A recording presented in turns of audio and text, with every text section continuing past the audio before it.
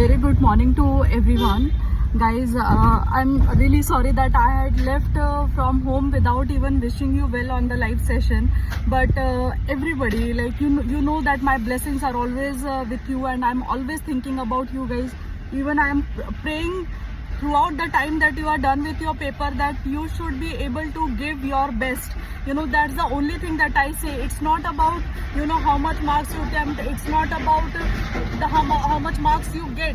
It's about if you have prepared well, whatever you have prepared, you should be able to do your paper really well, and with so much of confidence and calm. All of you who are appearing for DT paper, guys, I know those who are going to attempt for both groups.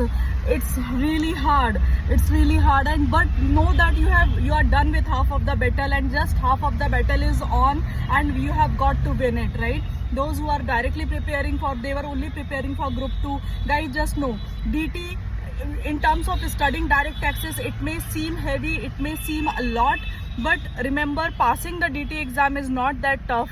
You have got international taxation, you have got all the small chapters, TDS, equalization levy, all those small chapters that help you gain a lot of marks.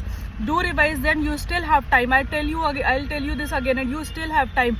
Whatever you can revise, revise. Don't give in to your fear and anxiety at all.